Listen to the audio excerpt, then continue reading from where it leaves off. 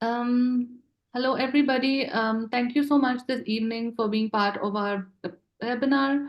Um, uh, we will be talking about how triangular cooperation fits into the larger plan of India's climate diplomacy, but also as a whole of how emerging countries and developing countries can be more engaged in knowledge sharing and technology transfer.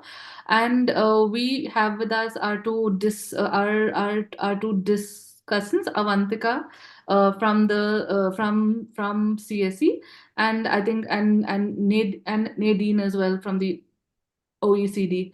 So I'll just start this webinar with a small presentation on some work that CSEP has been doing on this front, and then I will open the conversation up, and then at the end we will close with some Q&A.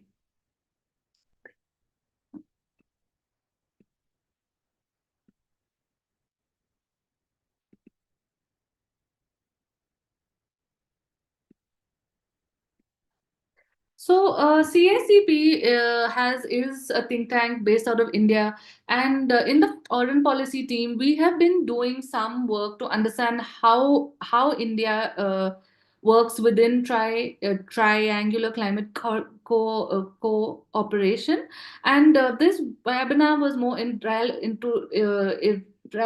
relevance with the COP29 that is coming up, and we were trying to understand where does this form of diplomacy and the development cooperation fit within the larger scheme of climate negotiations.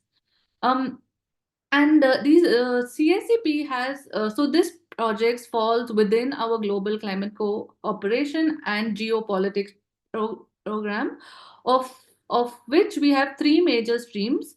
One where we look at global South-South and triangular partnerships. We also have a team that is working on critical minerals and trying to understand how can India get good supply chains, but also how can this happen through international cooperation. And our large stream our last stream focuses on how India engages in climate finance at the multilateral, at the bilateral, and at international negotiations, and how can our institutional capacity around this improve. So within this, as I said, this paper or this project that we are doing is under a larger program where we try to understand India's tracks to climate diplomacy. Um, India, as an emerging global player in the climate governance, does take part through four main tracks, which is multilateral. We are quite once we were reluctant to engage, but now we have been quite active in the UNFCCC regime. We also have minilaterals like Quad, etc., where we are quite engaged with our partners in climate action. There's also bilaterals where we have strong partnerships with our countries where we work on this. And the one that I'm going to be talking about is this form of cooperation called trilateral or triangular, where India works as a pivotal partner between the global north and the south, working kind of as a bridge for climate action.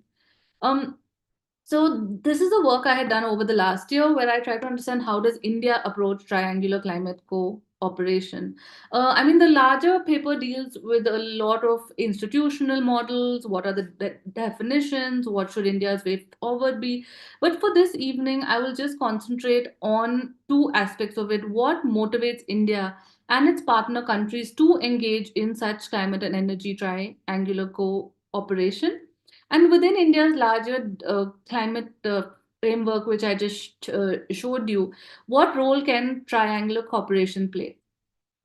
We did a lot of stakeholder interviews, and then we did some expert research consultations, and then these are some of the answers that we found over the past year. We interviewed both international diplomats in India, in their own countries, and we also interviewed a lot of the government officials here involved in this. So triangular cooperation, for those who might not know what this is, and it is a new term. So usually development projects have been with the global north-south paradigm, where countries in the global north kind of help countries in the global south tackle their challenges. But triangular cooperation is a new form where we see that countries, especially emerging economies, work with a new partner in a third country, facilitated by usually either a multilateral organization or by a more or by an industrialized country to solve some kind of global challenge. India has been involved in this since the 1950s. A lot of focus on health and infrastructure, on biodiversity conservation in Africa and in Southeast Asia, and also in the neighborhood. But these have been one-off projects and not long term agreements. But ever since 2014, which is over the past 10 years, India has been engaging as a partner in triangular agreements. And one thing that is very noticeable in these is that climate and energy are often the focus of these partnerships. These are just some of the countries that India has signed these longer term agreements with. There are, if you see a trend, it is with countries that India already has a strong bilateral agreement with, or which they are historically used to working with bilaterally, and then India has then expanded this to this trilateral way. Um, but then India has also been involved in triangular agreements and arrangements at the multilateral in two ways. One is starting its own triangular platforms, such as the International Solar Alliance or the Coalition for Disaster Resilient Infrastructure, which are housed in New Delhi. And the other way is by India working with an established organization such as the UN for its projects. So again, even within the multilaterals which India has started, we can see that they are kind of climate and energy focused. There is the International Solar Alliance, which is based around encouraging solar, particularly in developing countries, but with the aid of finance from a lot of Western institutions. And then there is CDRI also, which is working towards more towards adaptation. And even within the UN India Fund, around one third of projects, as I've showed in this, these are kind of the projects which have been completed, um, are around climate and energy. So the question is then, what motivates India and its partner countries to engage in this form of a collaboration on climate and energy? For the donor partners, so this is a recently announced with the USAID. In Tanzania, they just launched the Triangular Cooperation for Clean Energy between India and Tanzania. Um, so why is the donor partner, or why is USAID, for example, would be interested in working with India? Well, one thing is that India's role is changing within the global landscape as an emerging leader. And so to continue working with India, there will have to be a change in paradigm. There's also a way that these countries have to now learn to work with us as opposed to more a top-down approach, learn how to work horizontally with India. There is a need, especially in the global south, for low cost, appropriate climate adaptation and energy solutions. And just transferring tech from the global north to the global south it will not be the most cost effective or the best, or will not be the best answer. So then Indian solutions could, and when I mean Indian solutions, I don't only mean tech, I mean also taking in community engagement, etc., could be the way. Um, Building a needs based approach, so global aid has often been very top down, but in this way you can now understand what the recipient countries actually want and regain or gain their trust and goodwill through working with another country in the global south. There has been a lot of conversation that existing multilateral agencies around climate finance, the World Bank, but also kind of the larger organizations may not be sufficient to, I mean, they are doing their bit on climate and energy, but may not be sufficient to handle this. And so those can be some of the motivations for the donor country partners to work with India on this engagement.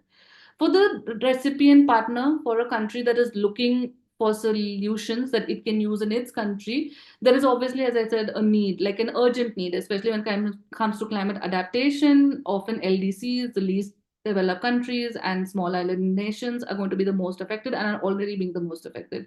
So they need solutions that can help them tackle it at a low cost, and also ones that make sense for their local context. Um, they can leverage the center of two partner countries. So often, maybe a small island nation is engaged only with the Western the country, and through this triangular arrangement, they can also get Indian expertise and exposure to the country's knowledge base. It could be that there is a disillusionment with existing global governance, and they are looking to expand their partnerships, and have a greater trust in kind of Indian experiences based on the fact that it is situated in the global south. This is a project that India did in Malawi with the German Development Organization on agriculture and smart farming. And then, what is the motivation for India? And I will close with this. Um, is that India definitely has an ambition to be a development partner. It wants to increase its global footprint as a development cooperation partner. It wants to change its role in international governance. Often it has been reluctant to be a provider of global goods, stating its own domestic capacity.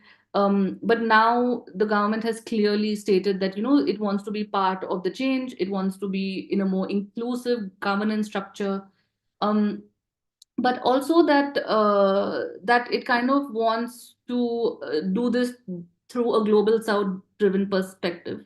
And so this could be a reason that India is engaging more, but at the same time it understands the limitations of its domestic capacity. So international institutions and organizations have decades of experience in development cooperation. They have better networks, better grassroots networks, and they're also in countries often that India just doesn't have a diplomatic mission or has not engaged with in the past. So India can leverage triangular cooperation in order to build its own networks, build its own experiences, and kind of build as a partner. The third reason is that India does have a lot of innovation as a large emerging economy. Um, India does have low cost climate solutions. It also has kind of large scale programs that it has taken, such as energy efficiency, etc., at a low cost, which then can be both at the regulatory policy, tech, and financing innovations that can be showcased in other countries in the global south. But it's not solely an economic opportunity, but also some kind of trust building and kind of extending its economic diplomacy.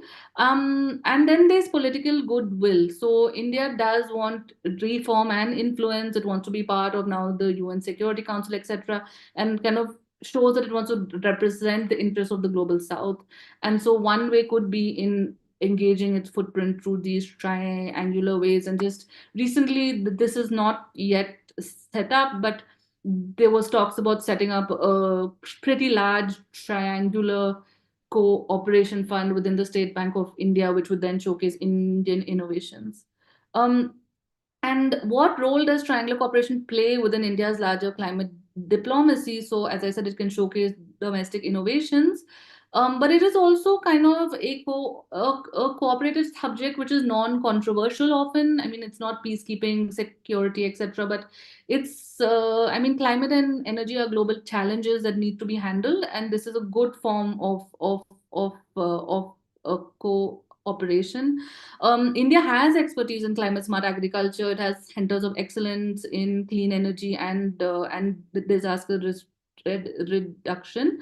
And at the same time, India keeps claiming it wants to be the leader of the global south. It has aspirations for this. So this actual implementation shows that it's actually putting work in. It's putting money in as well. Often when it starts its own fund, when it gives seed grants for these, it's putting in money, but it's also putting in the work when it says that it wants to engage and and represent the global south.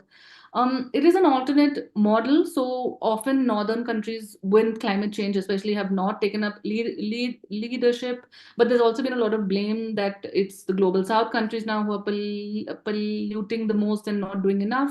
Um, and it just provides an alternative paradigm of all countries can work together in order to solve this. And But it is very small scale right now. If you see, most of these projects are just 1 million, maybe like a few hundreds of thousands. It's not the large scale of billions and trillions in which you actually need for the climate finance. So it's not going to replace any of these efforts, but it will help India in expanding and strengthening its engagement and also signaling some kind of burden sharing. So the key takeaways is that all of India's triangular arrangements mention climate and energy as a priority area. But it is at a very nascent experimental phase. Most of the models and approaches are just learning at this time. There's no established like this is how we will do it. It's a very learning baby steps. The projects have been smaller scale prototypes, which if go well, then interviewees said will be scaled up.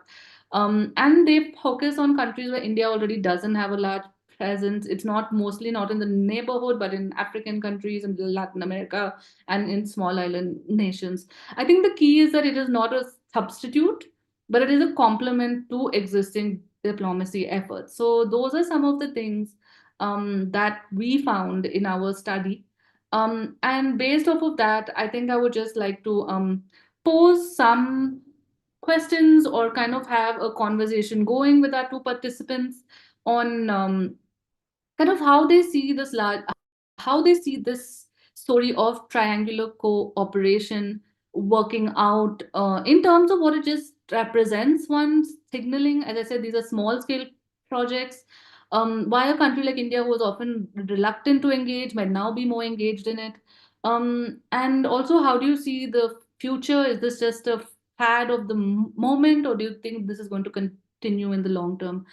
So Nadine, I might start with you. Just some background. Nadine is from the OECD. She has authored some really good papers, especially from on India as well, to try to understand how triangular cooperation works. So I'll give it to you.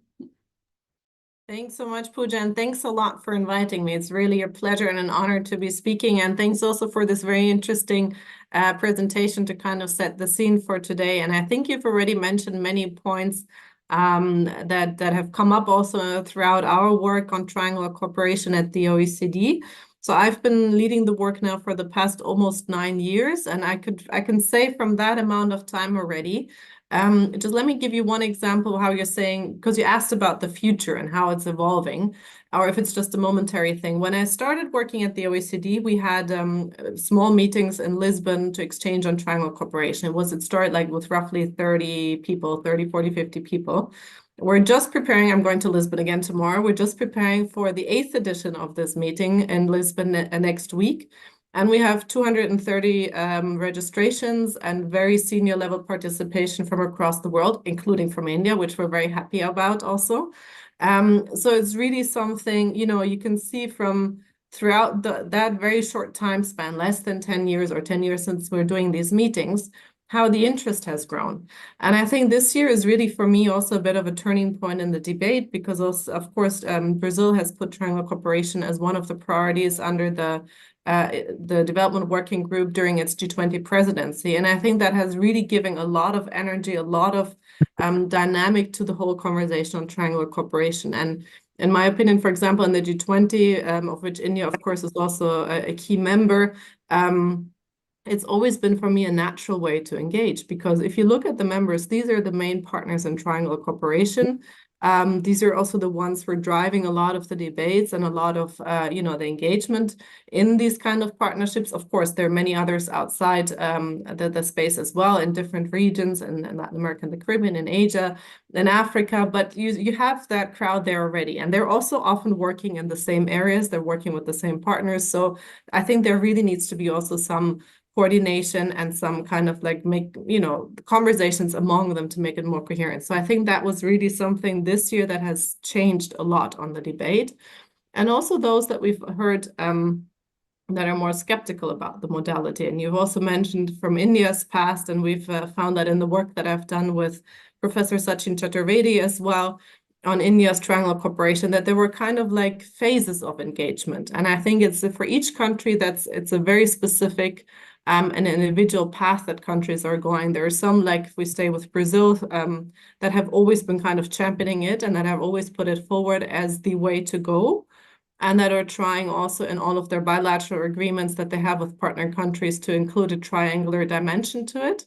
And then there are others where it's been more in kind of waves, and it kind of, it was a hype at some point, it was very popular. Then a new government came in, a different foreign policy orientation, a different overall view to diplomacy. And I think what we always see on in triangle cooperation is that it is a very good tool to also work below the highest level of diplomacy. It can really what we call technical diplomacy by working together on a technical level, exchanging on very practical issues and sharing knowledge and experiences. You build trust, you get to know the other partners very well. You get to understand also how they work, what are their bureaucratic constraints, if you want to put it like that. I mean, we always talk about cooperation for very much from a policy level and from that kind of, but often there's amazing ideas out there, but they're just never being implemented because there's bureaucracy in the way, administrative issues that don't allow people to come together in the end and implement it in the way that they want to. And that's what we don't see kind of behind the scenes. So I think this is really something that where triangle cooperation can foster mutual understanding and can also lead to learning for all the partners. And that's for me one key thing also on the topic of climate, of course, and climate diplomacy and climate governance. I think there again it would be a natural kind of way to work between Annex A and Annex B countries in a way. It's a good bridge. It's a way to bring the countries together, the different constituencies that you have in the climate governance and environment to really exchange. And I mean, you've mentioned a lot on India's experiences here. It's of course also the kind of perception that it's a southern partner, but it's very much also India is amazing with innovations in my view. There's so many super interesting local innovations that have come out of India. And to quote also someone that we've interviewed for this paper, Sachin and I, she was saying like any innovation that happens in India, just think of the scale that it's already been tested at. And then see how, if you put it to a kind of in a global context, the scale, if it has worked in India, is also likely to be not to work necessarily, but you can adapt it and then make it work under the different, of course, country circumstances or regional circumstances of other areas. So I think that's really what makes India also a very interesting partner in triangle cooperation. And it's great to hear that from your work also you see that it's kind of growing and the interest is growing in the Indian government and that there is more now dynamics behind also fostering partnerships with, I mean, I know you've mentioned some already in your presentation now, and maybe there's others coming up also with international organizations. Of course, there's the Solar Alliance with also strong partnership with France and Japan and others. So I think there's a lot of interesting things happening. There's a lot of potential still to do more. As you said, the volumes are still quite low. And I actually don't want to quote statistics now because they are too low in my opinion. But I think in that sense, we've looked at the statistics that the OECD is collecting on triangle cooperation in the climate area and on environment more general. And throughout different databases, and that's of course one huge issue that we face, that we do not have one single global database on triangle cooperation. There are different databases that exist. Each one comes with its own caveats and its own problems in a way. But if we compare across the different databases, the data that we get, it's usually around 1/3 of the projects, if not more, if not around 40%, that are tackling environmental issues, green issues, or climate-related issues. So I think it's already been, if that's kind of throughout different statistical measurements, if that's already a trend that we can see, I think that shows the importance of these kind of partnerships for this sector as well. And that there's still more potential to step it up. Now, of course, when we look at the volumes themselves, they're not large. As you said, individual projects are rather small, but that often is also not accounting for the inputs of all the partners, no? It's often just from one partner. Often you measure from the DAC member or from the international organization. But India will be putting in quite a lot to the project as well. Often the beneficiaries also contribute to those projects financially. And what we see in project documents is not the full story. And I think some programs have done great work in uncovering kind of like the whole truth or the whole volume of triangle cooperation. But still, we don't really have the measures to do so. But it's also, as we're now preparing for the upcoming 4th International Conference on Financing for Development in Spain next year, I think a key message to take there also, it's not just about the volumes or the financing. We do need the financing. We need the financing for development. We need the climate financing. We need the financing, of course, but it's also about the quality and the effectiveness. It's about the partnerships. We can have a $1 billion dollar project somewhere that is not, is not owned by the people, doesn't have the right stakeholders involved, and will go absolutely nowhere and have no impact for those who are supposed to benefit from it. And you can have a very low-cost innovation that is rolled out and scaled up, and that can reach thousands or millions of people. So it's not only if it has the right partners, the right networks, the right approach. So it's not only always about the finance, which we desperately also need, but triangle cooperation is really a great tool, in my opinion, where we can make that finance also go further and where we can have the partnerships go further. So I think to conclude also, I think it's really, it's not only wishful thinking, but I think it is growing and there is more interest from what I can see across the globe. There was often a kind of a perceived myth that it's more a tool for Latin America and the Caribbean. But I think we've gone beyond that now, for sure, also with lots of Asian partners that are very strong, lots of African partners that are very strong in triangular cooperation. So I do see really a global community shaping up. And also I'm looking forward to see many of them next week in Lisbon. And after that, we will probably also have some more insights of where it's going. But I think what we're also going to do in Lisbon, and I'm happy to share the results afterwards, we'll do a foresight exercise starting in Lisbon, and then we'll have follow-up webinars, and also happy to invite you to one of those or also to share in your community, because I think it would be, it's for us also interesting to see where is this going in the future? What are kind of the signals, the change signals that we see, the emerging trends, and how can we also then prepare strategies accordingly to make the best use of this? And after all, it's a tool. Triangle cooperation is a way to achieve other goals and not an end in itself. But it is, I think it has a lot of value in the partnership and the unique kind of partnership that it shapes. Thanks. Thank you so much. And I think I'm very jealous that you get to go to Lisbon once a year. It's the most amazing place. But yeah, just taking up on some of the points that that Nadine said, Avantika. I mean, she specifically mentioned that it could be a way for Annex 1 and Annex 2 countries to work with each other. And you and your organization have been very involved in climate negotiation. So at a space like COP, which is so based on, these blocks of global north and south, where do you feel that this signaling of working together, can it play a part, or do you think it will only work outside of a COP? Or Yeah, so thank you so much, Pooja, for organizing this discussion and for including me. Very interesting conversation so far. I come to this discussion not as an expert in any way on triangular cooperation, but definitely eager to learn. But what I do know a little bit about as one part of my job is being an observer in the UNFCCC process. And we are deeply engaged. I mean, CSE has been an observer in the UNFCCC since the beginning of the UNFCCC itself, and has advocated for positions of the Global South. And currently, we are deeply engaged in the negotiations on the new collective quantified goal on climate finance. So maybe I can share some reflections from this kind of seat that we occupy, and as much less of an expert on triangular cooperation. I think when you speak about climate action and advancing global climate action, particularly international cooperation, is absolutely key. And this is something that was established right at the beginning of the multilateral climate regime. And in fact, multilateralism has been a very key aspect and a very key trait of the entire global climate set of climate agreements.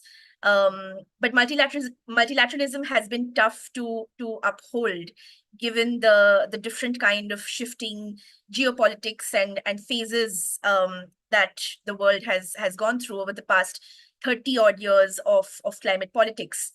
So over time, what kind of emerged through an iterative process in the UNFCCC space and maybe some adjacent spaces was kind of this idea of, okay, let's uphold this multilateral regime, but let's also look at these smaller spaces of cooperation, which some scholars have actually termed coalitions of the willing. And you get together smaller groups of like-minded countries. And this is very much a response and reaction to the slow pace of progress in multilateral negotiations, where aligning the interests of very diverse countries has proven to be a consistent challenge. So this idea started emerging over the past couple of decades of having smaller groupings of countries work with one another. And that's kind of a parallel to what it seems like a parallel to this idea of triangular cooperation as well, where you have smaller groups of countries with similar interests working together to advance various specific climate and energy imperatives. And I think there's definitely some potential for that.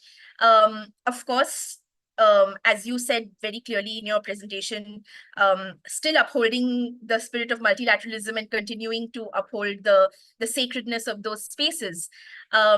There's definitely something to be said for small pockets of progress to be advanced in smaller groupings of countries.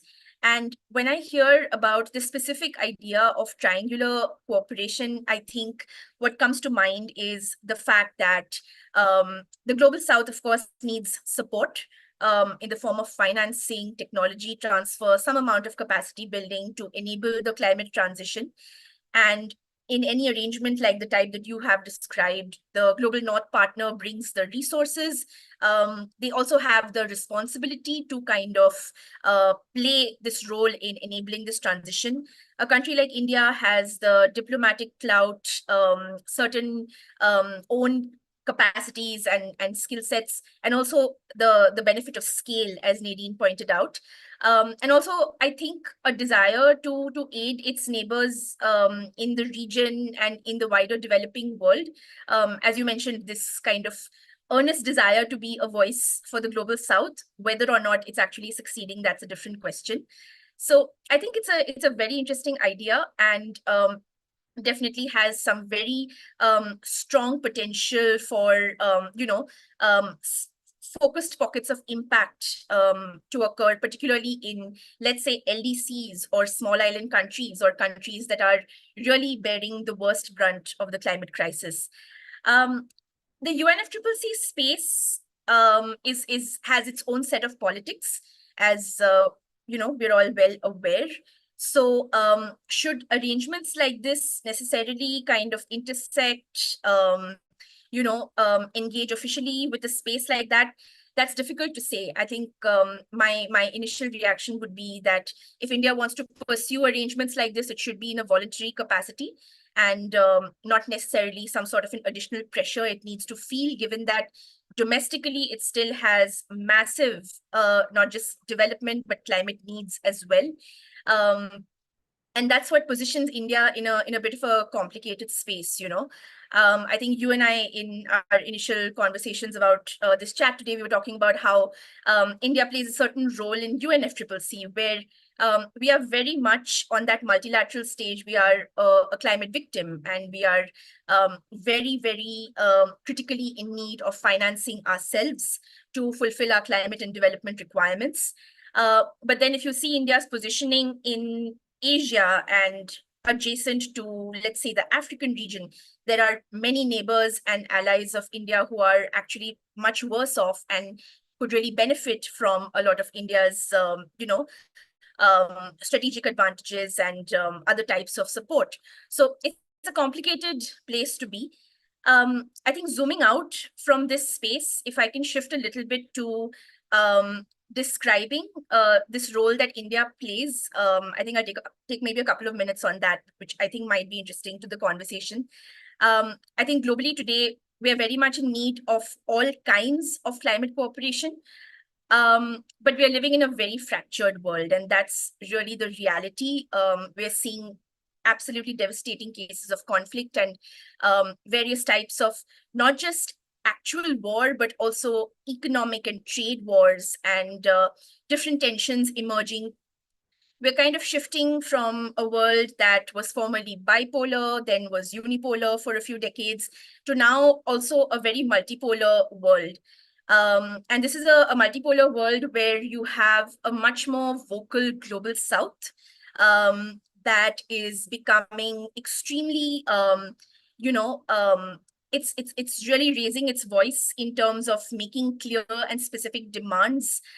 There's a recognition of many of the harms caused, past injustices caused by the global north, particularly in the climate space. There are multiple unhonored commitments from global north countries which have sown a lot of distrust in this particular space. So that's kind of the global context in which a lot of this cooperation is expected to occur, and that makes it very, very tricky. For India in particular, I think India has a very strong role to play in this landscape, not just as a country with fairly ambitious climate goals, but also a country with massive growing power demand, huge energy needs, and possibly growing emissions as well as it continues on its growth journey. So in terms of its role in the global south, when it interacts in the climate space, India, of course, is a vital part of the G77, and India's clout and presence adds a lot of weight to G77 positions and discussions. In terms of its relationship with the global north, I think we're all quite aware, India's maintained geopolitically a position of strategic non-alignment because India has strong relationships with a number of G7 countries. It's benefiting from a number of crucial bilateral deals, some of which you have highlighted in your presentation as well. And it's eager to continue pursuing it. For example, India is one of the key countries in this new US pursuit of friendshoring and kind of looking at an alternative partner in the region, given the fact that China has kind of dominated so many of the supply chains and processes that are relevant for the green transition. The third aspect, other than the role within the larger G77 and relationship with the global north, is India's relationship with other emerging economies. And that's where forums like the BRICS become very crucial. I think it's extremely important. It's a little uncertain right now. The BRICS countries have a lot of divisions among them. And there's definitely different kind of allegiances among the BRICS countries with other groupings of countries. But this is really a space where I think India should engage a lot more because it has much more in common than so many of these emerging economies within the BRICS than it does with many other developing countries or other developed countries. And this is a space where emerging economies can actually be a stronger coalition. And one example of this through the climate negotiation process is through the LMDC bloc, the like-minded developing countries, which have in recent years become a very strong voice arguing for the case of equity, common but differentiated responsibility, highlighting that imperative in many aspects of the climate negotiations. So this is kind of the global context in which India is operating, and it definitely has a lot of strengths to offer in these new kind of partnerships that you have mentioned. This year, we're going into COP29, where climate finance is going to be the headline issue, as countries are going to be negotiating a new climate finance target. And I'm happy to go into further details about that, but I'll pause here and then wait for you to kind of guide the discussion. Thank you. Thanks a lot for the Indian perspective and also from the COP perspective. Nadine, just taking off on the BRICS point. So, I mean, one thing you mentioned, which I haven't come across in the literature, is that originally this was seen as kind of a Latin America and Caribbean model that you stated. And I would love to know, I mean, just for our domestic audience as well, what do you think some of the experiences from those regions or other BRICS countries on triangular cooperation can be useful for India to understand as it expands its own ambitions? Thanks, Pooja. And that's, I mean, probably incorrect in terms of the origins, what I said. The origins, I think, are actually in Asia, because it was But I it was mean, more, I mean, there were first triangular cooperation projects with India already right after its independence and throughout the 50s and 60s. There were first projects also with Japan, Thailand, and Southeast Asian countries, I think in the also 60s, 70s, and Latin America probably even a bit later. But in Latin America, it grew much faster, or it became really a kind of go-to modality. So what we hear a lot from countries like Brazil or Chile, Mexico, Peru, Argentina, Colombia, of course, also, is that when they talk to partner countries in government negotiations, when they talk about their development cooperation programs, they try to always advocate and add a triangular cooperation perspective to it. And I think the reason is quite similar, actually, thinking about it now, they're reflected on it like this, but probably quite similar to India's motivation as well, of not wanting to be perceived, of wanting to be perceived as a partner in development cooperation and not as a beneficiary of cooperation. So really making this point that, and that's very strong throughout Latin America. And of course, the region has a huge advantage, I think sometimes also a disadvantage, that they speak almost all the same language, so that, you know, it's very easy to communicate across the region, plus that they're very well coordinated through the Ibero-American General Secretariat, that even I haven't been in the space long enough would know the focal points for triangular cooperation from each of the countries, because they meet regularly, they exchange regularly, and that's really, I think, a very strong point, and something also that could be thought of for Asia to be, you know, is there such a body that could coordinate among, say, Asian countries, also focal points on triangular cooperation, focal points for certain issues around development cooperation, and create those kind of networks through, be it through regional institutions, through UN, maybe the UN Regional Commission, something like that. I think, or even a kind of a voluntary through research institutes. Why not also, you know, voluntary initiatives? I think that has helped largely for the region to be very strong and to have a similar position also. And like that, it was always, you know, it was really making the demand of we're a partner, we have a lot to share as well. We're not a beneficiary, we're only, I mean, we also benefit, but we don't, you also benefit from triangular cooperation. I think that's now what I feel a lot in the debates in Latin America, is also this, you know, these three roles that we think about triangular cooperation, of having a beneficiary, a pivotal, and a facilitator, that actually each partner can play any of those roles throughout the lifetime of a project, because everyone also learns. And I think that is a very important point also for everyone to reflect on, because no matter, I mean, you can refuse to learn, but you will learn if you engage in partnerships. You will always take something away for yourself, for your institution, for your country.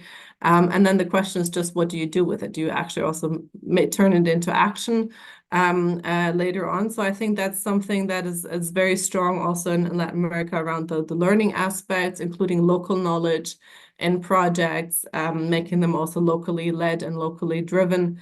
And I think that's where we hear, globally speaking, from a more global perspective, that's where most of the discussions on triangular cooperation come from, where also most of the projects were in terms of number of projects or volumes, and where we have most data and information on.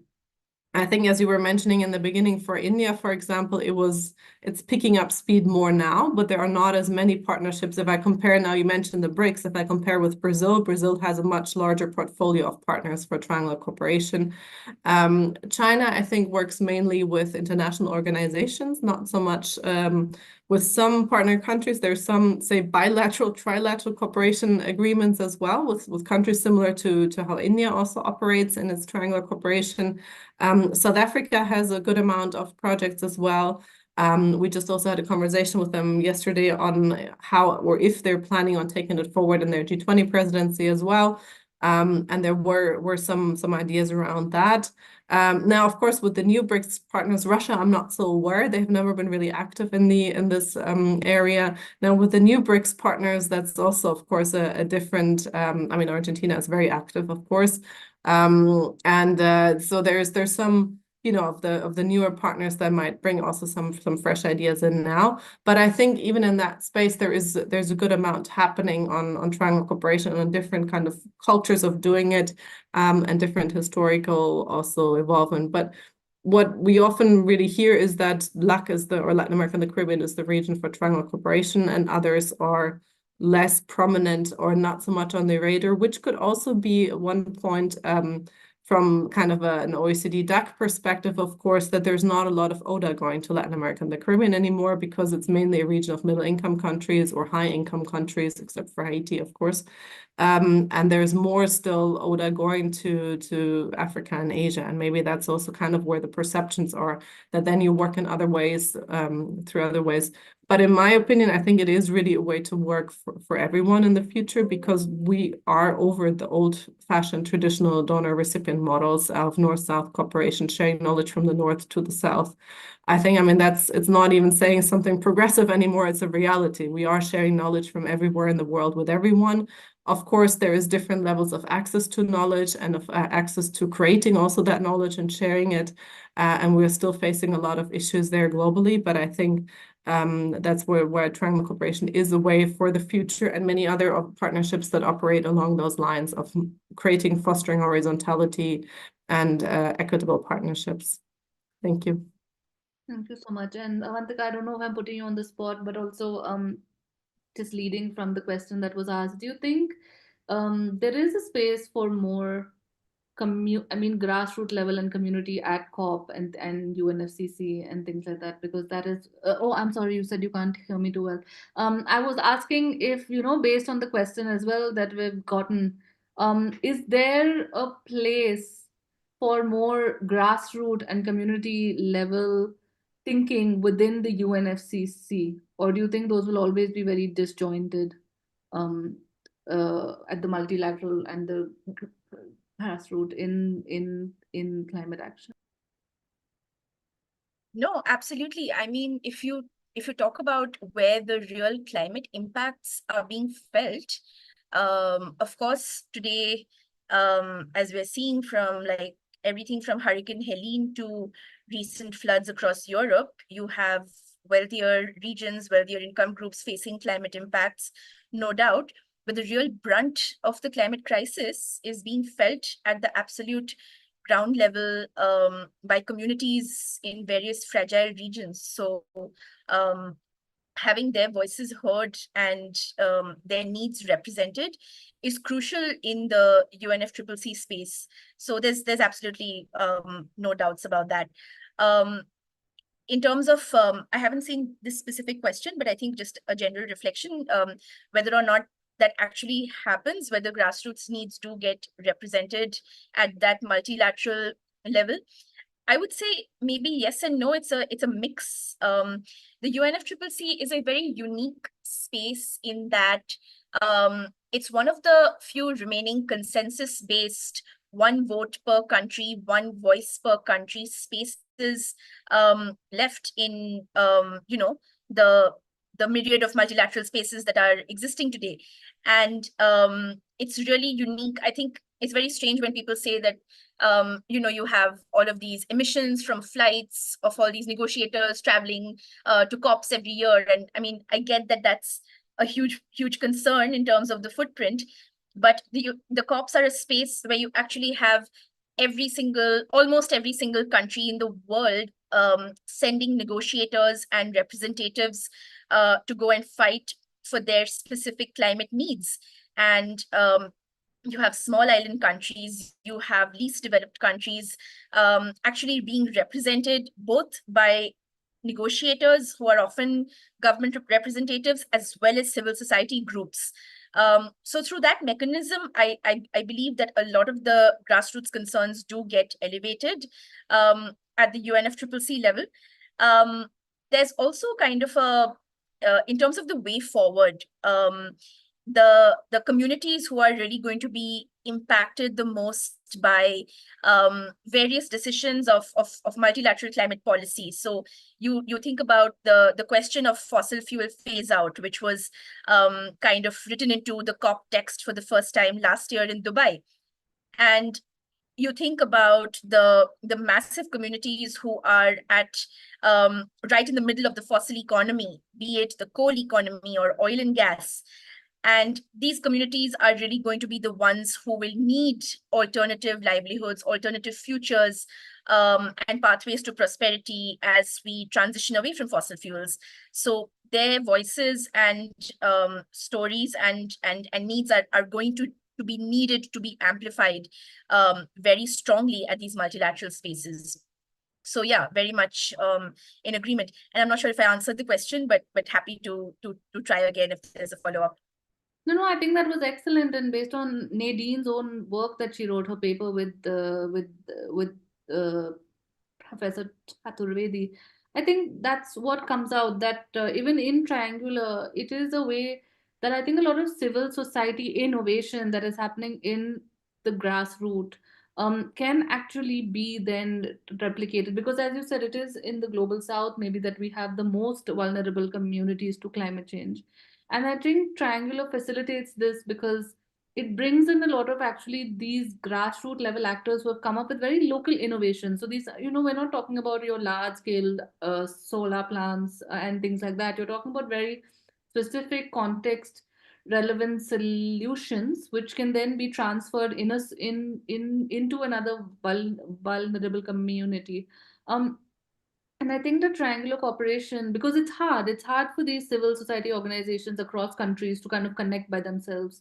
And I think having this facilitating role itself is a gain. I mean, even if Triangular Cooperation as its own is not at a large scale, even building these kind of networks across communities which are vulnerable to this, I think is good. And even if you see some of the topics in specific which India has taken up, climate smart resilient agriculture, uh, dis- disaster management, and kind of smaller clean solar energy, these are also quite development centric, in the sense that they are kind of also trying to deal with other like food security, health, and things like that as well. So Nadine, I know you've done some work on this. So do you want to comment about that aspect as well? Sure, thanks, Pooja. I think that's what you were saying, for example, about SIDS, about small island developing states. I think that's one key point where I think actually Triangular Cooperation could add value in sharing these small local innovations, because I mean, all SIDS share very similar, if not to say the same, overall challenges when it comes to climate change and natural disasters, of course, again, specific to each country and location. But there's a lot also to learn across the regions. And I think that's something we've looked into it a bit, also preparing now for the SIDS 4 in Antigua and Barbuda. We've looked a bit into how SIDS could exchange more, because there's a lot happening. For example, the Caribbean SIDS are through CARICOM and through other regional mechanisms. They are pretty well connected already. And same, the Pacific Islands have the Pacific Island Forum and other mechanisms. There's not so much happening for the African SIDS. Actually, they're kind of like, also they're on different sides or in different oceans in a way. So it's they're kind of left out of the regional exchanges, but there are no real mechanisms to link them all together. For the Caribbean SIDS to speak to the Africans, to speak to the Pacific, and I'm sure the regional organizations do talk to each other. But I mean, there would be much value in if different countries or institutions or international organizations work with one country, they have their own networks working in another SIDS. To really also share that knowledge, share those experiences. And I think there's a lot of great work happening in the SIDS around really small innovations when it comes to climate, when it also comes to agriculture, when it comes to making also best use of the sea and around fisheries, etc. Things there's many issues that can be shared. And similar now, next year we will have the conference on landlocked developing states. It's a similar thing. Of course, there's probably more since it's more obvious, and when we speak about climates for landlocked states or for landlocked developing countries, it's a bit a different issue. But still, again, there are some challenges that are specific to certain country groups that could be shared well through triangular cooperation. And here also comparing it to traditional bilateral, say, North-South cooperation. I mean, if you speak about the climatic conditions that SIDS face, would you want, I don't want to single out any country, but would you want knowledge from Norway? I mean, that's a completely different context. How is that going to help a SIDS state? But you would rather want the knowledge and the experiences from a fellow SIDS who has tested something in that area and has had good results there. Now, of course, that can also be done through South-South cooperation. And I think here the third partner is often just the one making the connections, just really having the relationships to both countries, making that connection, or having an additional source of kind of, I don't know, technology or knowledge, expertise, or be it financing if that's what's missing. So kind of bringing in what is missing in that connection. But also, I mean, there's a lot of, and when we speak not only about triangle, but also South-South cooperation, lots of opportunities there. Thanks. Yeah, thanks. I mean, so that's another thing. The triangular cooperation, especially the way, as you said, in databases, is often is a richer country working with two countries in the global south. But as Avantika said, and I think we'll just close with this, Avantika, maybe you can just speak a minute or two more about maybe emerging countries also working with each other in the global south. I mean, do you have any opinions around this? And then we'll kind of close, unless anyone has a last question from the audience, also feel free. Maybe we have time for just one. Yeah, I think what Nadine said about partnerships like this, kind of facilitating conversations across different regions or different silos or communities that otherwise may not be speaking to one another, I think that's super interesting, and it's really a vital need, particularly in the context of knowledge sharing of best practices, local solutions. I think that's tremendously interesting. For emerging economies, middle-income countries, I think they are some of the countries which are facing perhaps one of the toughest challenges in the climate problem, in that they have, massively growing energy needs. They tend to have higher populations, larger and growing industrial bases. So I think they have a very unique context. So the EMDs, in a sense, many of which are represented in the BRICS, or some of them are in the G20. And I think many of those countries also have a certain level of diplomatic presence and heft when they come to multilateral spaces. So I think they do shoulder a responsibility to bring the global south together and envision solutions and pathways which are in the best interest of the global south. And I think this is one area where I think in arrangements where you have a developed country or let's say an international financial institution playing a role between two or three developing countries, there's certain benefits in that arrangement, but you definitely have certain interests that come in from the perspective of the developed country. There are certain types of power relations. But when you talk about pure South-South cooperation, and here specifically about middle-income economies playing that leading, cajoling role, the way, let's say, the Brazilian G20 presidency is trying to do, shift the needle on multiple fora, from climate to, the question of tax and finance, and multiple other areas. I think that's super vital, the role of many of these emerging economies. There are a number of examples in which some of this leadership has actually played out.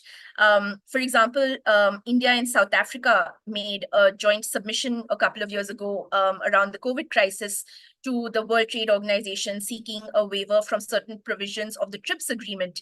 And this was in relation to COVID vaccines. And this is the kind of leadership that some of these emerging economies can really show when they make this effort to align and become truly voices for the Global South. From our perspective, there are multiple areas in which this kind of leadership is strongly needed. So, for example, we are seeing new kinds of emerging trade and climate-linked measures, such as carbon border adjustment mechanisms. And these will impact many of these emerging economies in a big way, but also a number of LDCs and smaller countries.